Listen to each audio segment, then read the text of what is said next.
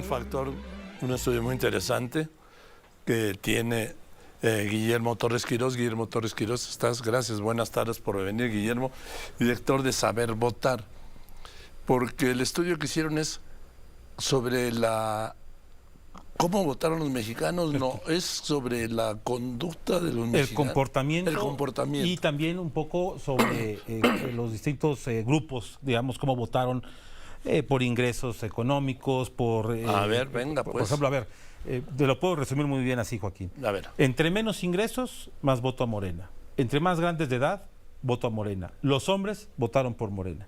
Nivel de escolaridad, entre menos nivel de escolaridad. Otra vez despacito, sí, que sí, no sí. tenemos prisa. Empieza. Menos escolaridad, votaron por Morena.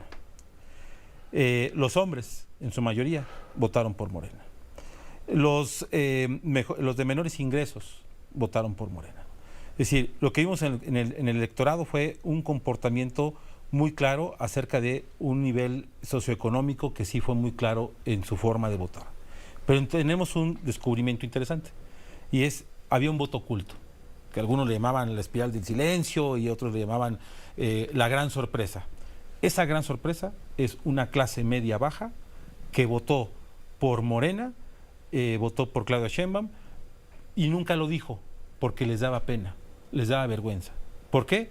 Ante un nivel de polarización tan fuerte que se fue generando desde la presidencia, donde o eras chay o eras fifí, les daba vergüenza decir a la clase media baja, voy con Morena.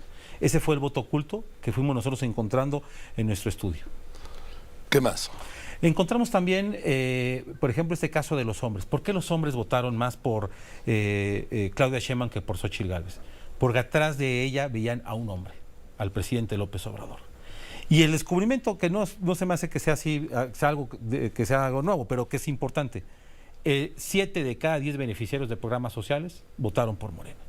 El programa que más votó, de los que más votaron por Morena fueron Jóvenes Construyendo el Futuro y las becas Benito Juárez. Son los que más, de alguna manera, le dieron el voto en ese sentido a Morena. Y de los adultos mayores fueron 6 de cada 10. Pero sí vemos nosotros, ese es un indicador importante. Y otro dato también interesante. Casi la mitad de la gente había decidido por quién iba a votar antes de que empezaran las campañas electorales, de forma oficial, porque nosotros sabemos que se adelantaron violando la ley en todo sentido, y entonces sí tuvo efecto el juego de las corcholatas, sí tuvo efecto el haber adelantado a la oposición sus candidaturas, pero principalmente en ese caso. Hubo un 30% que lo decidió durante las campañas, y también encontramos otro dato que también es importante. Cuando se le pregunta a la gente si quieren que siga el gobierno, casi el 50% nos decía que sí, queríamos que siga el gobierno, y un casi 40% decía que hubiera un cambio de gobierno. Pero encontramos un 10% de gente que dice el voto no sirve para nada, pero fue a votar ese voto. Ese quiere decir que fue un voto comprado y movilizado. ¿Por? Pues principalmente por las estructuras. No, pero ¿por qué? El motivo así, la gente dice... ¿Cómo llegas a esa conclusión? Por el porcentaje. Hay un 8% de gente que nos dice, ante la pregunta directa, ¿para qué sirve el voto? Nos dice, no sirve de nada. ¿Pero fue a votar? Pero fue a votar. Quiere decir que esa gente vendió su voto. Esa es nuestra conclusión. O sea que el voto oculto no era para Xóchitl Gálvez. No. Fue para Claudia Sheinbaum. Así es. Y un voto de vergüenza. No les gustaba decir que iban a votar por López Obrador. Digo, por Claudia. Bueno, ahí viene otro tema. En realidad, la victoria no fueron tanto el voto hacia Claudia Sheinbaum, sino fue una ratificación a la administración de López Obrador. O sea, fue como dijo en un referéndum. Es correcto. Eso fue lo que también descubrimos en nuestro estudio. Que la gente fue un tema de ratificación del gobierno, más allá de un tema de lo atractivo que pudiera ser las candidatas. Es más o menos casi el 20% de los que emitieron su voto dicen que fue por las candidatas. El 58% dijeron que fueron por las propuestas. Es decir, hay una diferencia muy clara, y esas propuestas no necesariamente de las candidatas, sino la narrativa que se fue manejando durante todo el proceso. Por parte del presidente. Por parte del presidente, donde vemos también una cosa, el dominio de esa narrativa de confrontación sí se vio reflejado directamente en ese voto, donde sí hubo gente que dijo, es cierto, el PRIAN existe, son los que han causado los problemas del pasado y los problemas del presente, entonces hay que castigar a ellos y votar y ratificar lo que está haciendo este hombre, que aparte nos está dando recursos con los programas sociales.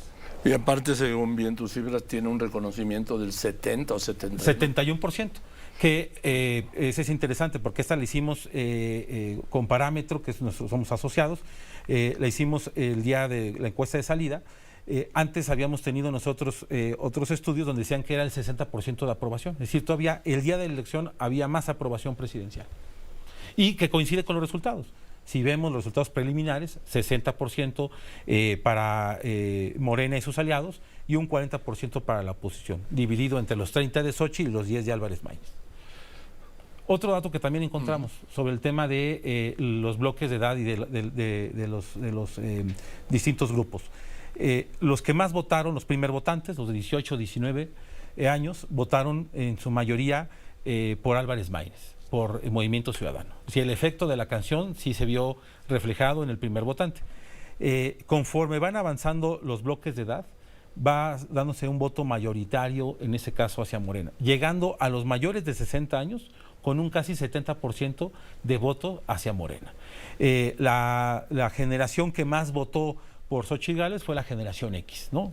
40 a casi 55 años. Los baby boomers y los millennials, el voto mayoritario hacia Claudia Sheinbaum, al igual que los adultos mayores. O sea que bueno, Claudia Sheinbaum arrasó. Sí, no cabe duda que arrasa en todos los grupos, pero sí vemos estas distinciones de forma particular. No, que son muy interesantes. ¿Qué otras más encontraste? Encontramos, por ejemplo, en lo que tiene que ver con el tema de los ingresos, de los ingresos económicos.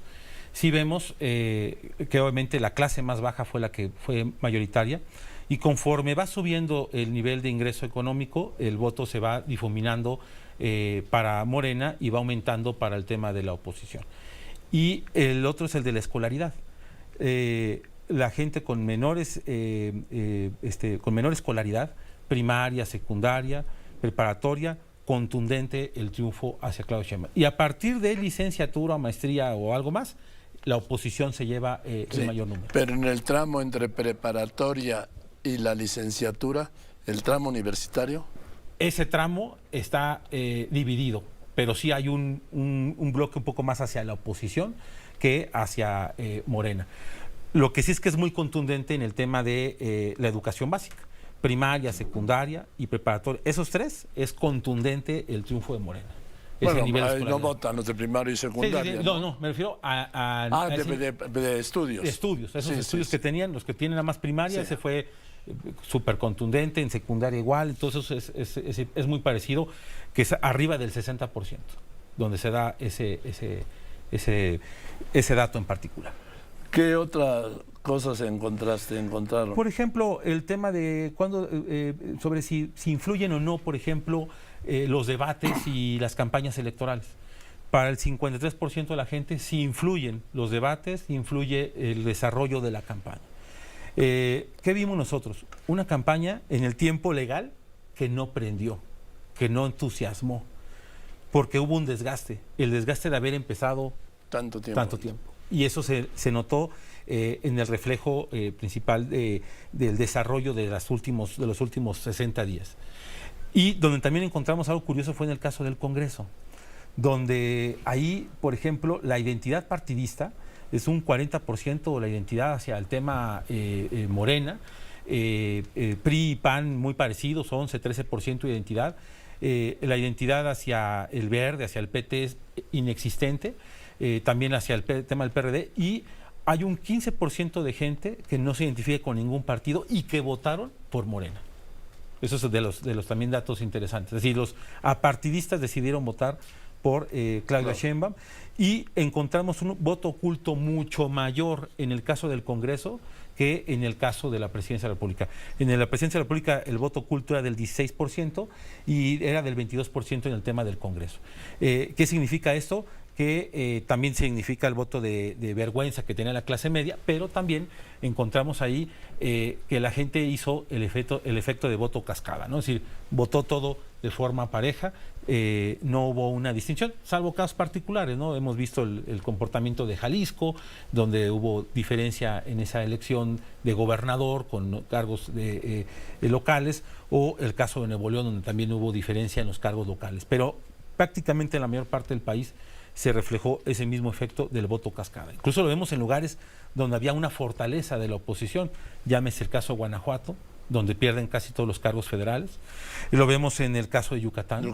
Y donde es muy evidente esa parte. E incluso lo vemos en los dos únicos bastiones que presumía el PRI, Coahuila y Durango, donde fue contundente el triunfo federal de Morena y que incluso se arrastró algo de lo local.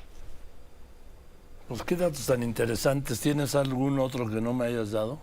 Sí, hablamos también de cuál es el principal tema de preocupación para la gente. Y eso nos llama mucho la atención. Prácticamente el 50% nos dice la seguridad, que coincide con todas las encuestas cuando se pregunta cuál es el principal problema.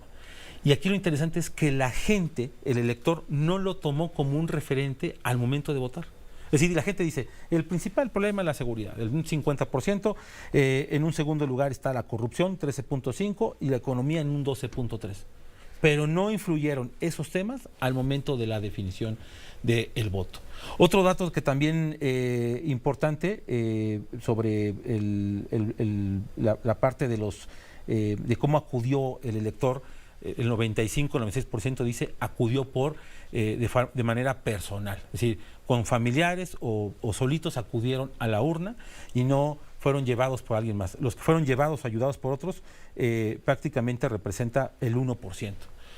Lo que quiere decir que el elector ya había decidido su voto, decidió ir a hacerlo, y aquí es donde tenemos nosotros una de las conclusiones, es el efecto de los programas sociales no fue durante la campaña, sino se fue construyendo desde antes. Sí, claro. Y si uno revisa con mucha claridad cómo el presupuesto de egresos del 2024, por primera vez en la historia de México, el 51% se va para la Secretaría del Bienestar, ahí está con claridad cuál es la estrategia.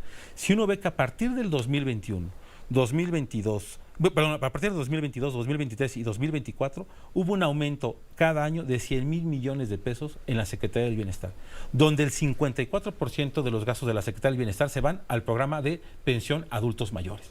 Entonces, eso habla de que después de la derrota electoral en el 21 de la Ciudad de México y de haber perdido la mayoría calificada, claramente Morena y la estrategia gubernamental fue: tenemos que operar para ganar la elección del 24, y fue inyectando más recursos. Recordemos que en el 21 el apoyo a adultos mayores era de 4,000 pesos bimestral y ahora es de 6,000 pesos. Entonces vimos una inyección que queda reflejado en estos resultados de forma contundente. Ahora, la victoria de Claudia Sheinbaum es irremontable. Totalmente. Sí. Yo sé que hay muchos comentarios que se han hecho en redes sociales y demás, pero es muy difícil revertir tantos millones de votos. Lo que sí es interesante es ver el comportamiento en el tema del Congreso. Eso sí. Porque eso no estaba en ningún escrito, y hay que recordar también ahí que hubo un juego al momento de elaborar las alianzas electorales, que ya antes lo hizo en su momento el PRI con el Partido Verde, meter candidatos. En el 18. En el 18, y desde antes, en el 15, meter candidatos que son de un origen partidista, poniéndoles la sigla de otro, para lograr la sobrerepresentación. Entonces del Verde. Así es, que eran los diputados Sandía, ¿no? Que eran verdes por fuera, pero rojos por dentro. Sí. Y luego cuando en el 18, cuando el Partido Verde se suma después de la elección, tuvimos los diputados Kiwi, ¿no? Eran morenos por fuera, verdes por dentro. Es decir, hemos visto ese comportamiento de poner a figuras que no están precisamente en esos partidos, pero los ponen para tener el tema de la sobrerepresentación, que es la gran discusión ahorita. Así es. Pues muchas gracias, te aprecio mucho. Al contrario, Joaquín, gracias por el espacio y la oportunidad. La verdad, Guillermo Torres Quirós, pues es un descubrimiento.